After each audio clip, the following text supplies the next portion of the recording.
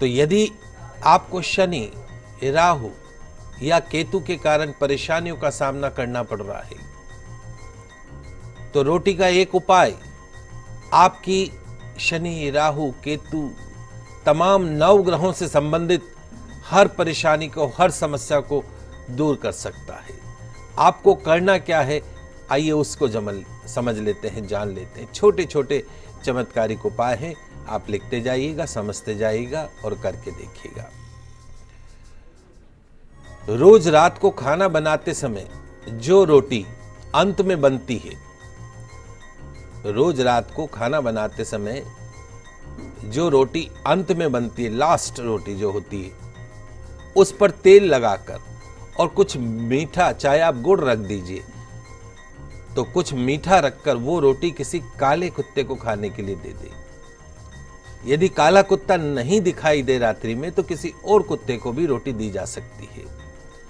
ध्यान रखिएगा, ये उपाय सिर्फ रात में ही किया जाना चाहिए। यदि आप चाहें तो रोजाना भी इसको कर सकते हैं, अन्यथा सप्ताह में केवल एक दिन शनिवार को भी ये उपाय कर सकते हैं। कुछ शनिवार ये उपाय कीजिए या लगातार कुछ दिन ये उपाय कीजिए। जितनी भी राहु, केतु, शनि ग्रहों से संबंधित जो आपकी समस्याएं हैं, वो स्वतः ही खत्म होने लग जाएंगी। दूसरा उपाय, फाइनेंशियल क्राइसिस, धन की कमी, कर्ज से मुक्ति, बरकत बढ़ाने के लिए, व्यापार में लाभ को प्राप्त करने के लिए, मां लक्ष्मी और कुबेर की विशेष कृपा को प्राप्त करने के लिए रोटी का एक और चमत्कारिक उपाय है। आइए वो भी मैं आपको बता देता हूं। सुबह जब घर में आप भोजन बनाने लगे, लंच का जो आप भोजन बनाते, रोटी बनाएं, तो सबसे पहली रोटी अलग निकाल लें। सबसे पहली रोटी अलग निकाल लें। ध्यान से सुनिएगा, रोटी के चमत्कार पूरी आपकी लाइफ को चेंज कर सकते हैं। खर्चा तो है ही नहीं इस उपाय में। इस बात का ध्यान रखें कि वो जो रोटी हो, वो अन्य रोटियों से थोड़ी बड़ी हो, मोटी हो, चौड़ी हो, गोल हो, बड़ी रोटी हो। इतनी बड़ी हो कि आसानी से उसके 4 टुकड़े कर सके, उस रोटी के आसानी से 4 टुकड़े कर सके। अब उस रोटी के बराबर 4 टुकड़े कर दीजिए। उन चारों टुकड़ों पर कुछ मीठा, जैसे खीर बनाई हो तो खीर रख दीजिए, गुड़ हो तो गुड़ रख दीजिए, शक्कर रख दीजिए, कोई मिठाई हो तो मिठाई रख दीजिए।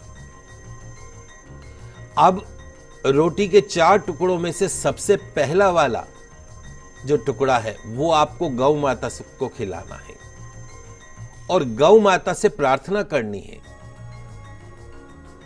कि जितने भी तमाम संकट हैं, कष्ट हैं, शारीरिक, आर्थिक, मानसिक, सभी कष्ट दूर हों। 33 करोड़ देवी देवताओं का वास माना गया है गौ माता में। यदि आप गौग्रास के रूप में गौ माता को रोज रोटी खिलाते हैं, या आपका मनुष्य जीवन सफल हो जाता है। गौ माता के आशीर्वाद से आपके घर में अन्न में वृद्धि, वंश में वृद्धि, धन में वृद्धि होती है। तो पहला टुकड़ा गौ माता को, दूसरा टुकड़ा कुत्ते को खिलाना है। शिव पुराण कहता है कि जब आप कुत्ते को रोटी खिलाने जाएं, तो उस समय आपको क्या बोलना चाहिए, आइए वो मैं बताता हूं। शिव पुराण कहता है कि जब आप कुत्ते को रोटी खिलाने जाएं, तो उस वक्त कुछ ऐसा बोलिए कि हे यमराज के मार्ग का अनुसरण करने वाले, यमराज के मार्ग का अनुसरण करने वाले जो श्याम और शबल नाम के 2 कुत्ते हैं। यमराज के 2 श्वान हैं, उनका नाम है श्याम और सबल।